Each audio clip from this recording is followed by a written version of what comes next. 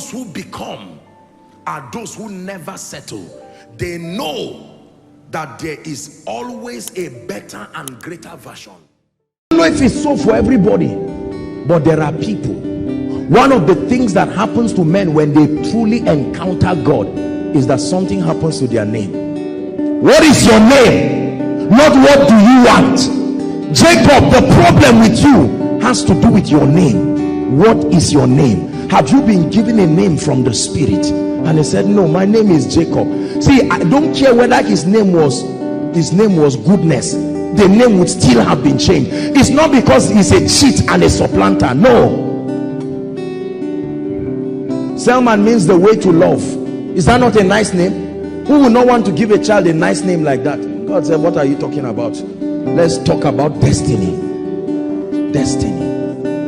You carry the name, you carry the office, you carry the crown, you carry the scepter.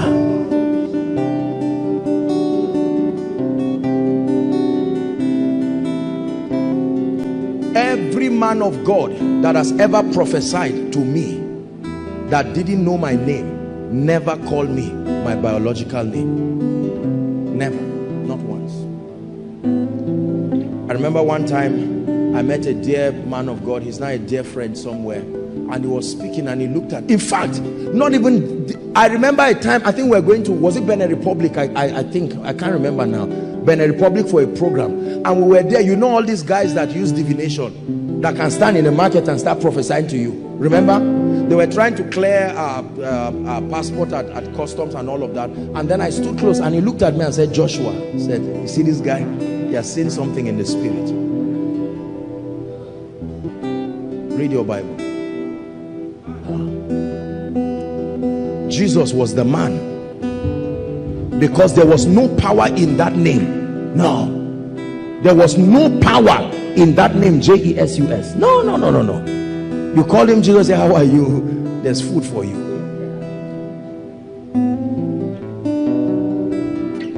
So you will be surprised that many of you have been having dreams, and in those dreams certain names are called you by spiritual forces. They call you names, and you think maybe they are talking about Bible actors somewhere. Why are you is it that you don't know my name?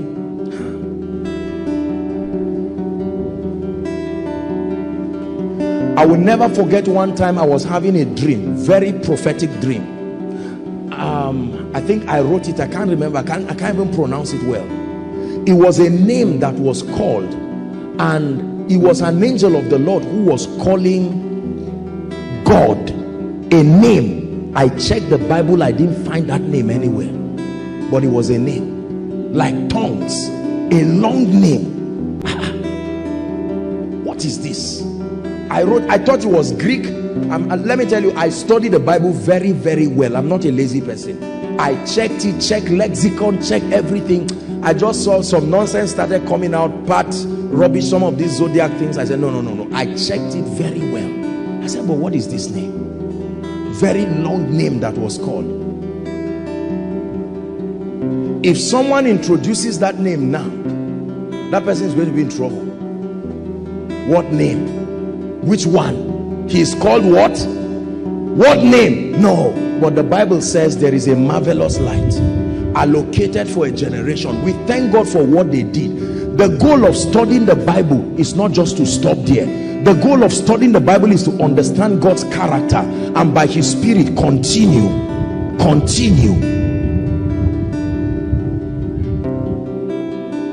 What we are living now is being recorded in heaven. It will be read, and there are people who will learn from it. It's not just because there is no spiritual archaeology, right? No. In the heavens, one day you will read. There are gifts of the spirit you see operate here. You may not find them exactly. You can just relate them with one that is close to them. I told you the gifts of the spirit are not 9. They are as unlimited as the spirit himself. Theologically and for the purpose of spiritual administration, we focus there, but they are not 9 gifts of the spirit. There are dimensions that the evil in this day requires. The evil in the then day did not require some of these dimensions, so they were sealed and left for our generation. Are we together? The level of deception in our generation is too high. There are other gifts that must be opened. People go for war and they hide different sets of weapons based on the attack. There are times that when the aggression gets bad, all nations of the world have certain weapons that no other nation has seen. Some are hiding it in the sea, some are hiding it somewhere. When the going gets tough, then they will bring out those arsenals. That's how it is spiritually. Why am I saying this to us? Listen carefully. You will find yourself walking in very deep spiritual dimensions that if you are not guided, you may think it is occult or it is witchcraft, and you will throw away the dealings of the spirit just because it is strange. Now you must be guided, don't get me wrong. Don't dabble into all kinds of spiritual things and destroy yourself. But many people have just camped around the stories of the past. Wonderful. But brothers and sisters, there is what God is doing, and the Bible says that we are a chosen generation, we are a royal priesthood, a holy nation. Hold on, who was saying this? Who was saying this? Do you know who was saying this? This was Peter the apostle saying, but ye. Who was he talking to? That means he was not there. But you. Read it now. Did you learn? It didn't say but we. But you, the people I'm talking to, you are a chosen generation. I'm not in your generation. Revelations, let's go to the Bible. Let's go to the Bible. Revelation chapter 5. Revelation chapter 5. Please sit down. Revelation chapter 5. Is God helping us tonight? See, sometimes God just disorganizes me like this. Revelation chapter 5. Let me show you something. Let's read from verse 8. From verse 8 to 10. Now, look at this. And when he had taken the book, the 4 beasts and the 24 elders fell down before the Lamb. So the 4 living creatures, 24 elders. Are we together? The Bible says they fell down before who? The Lamb, having every one of them harps and golden vials full of odors, which are the prayers of the saints. Verse 9. And they sung a new song, saying,